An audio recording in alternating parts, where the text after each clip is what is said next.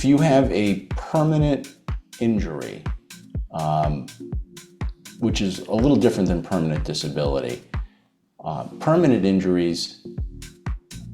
can often entitle you to a separate payment of benefits called loss of use benefits. And that would look like a doctor says you have a 5% loss of use of your leg or arm, for example, as a result of the work injury. There's, when it comes to loss of use, a very specific formula for determining what amount of money 5% loss of use equates to. Permanent, if you're saying you have a permanent disability, meaning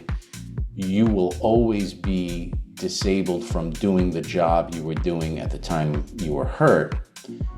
that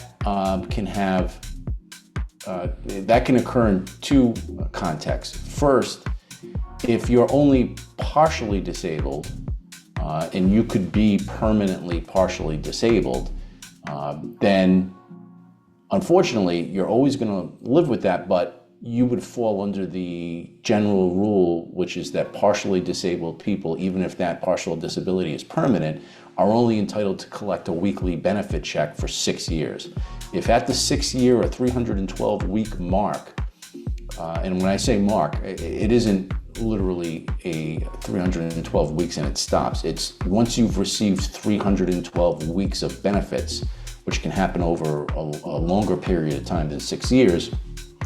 your right to a weekly check stops. And that stops even if you're still just as disabled as you were in the first 6 years you were collecting.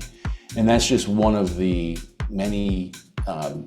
incentives, I would say, that's built into the Workers' Compensation Act to get you, if you can't go back to the job you were doing when you hurt, to get you to look for alternative employment or a different career path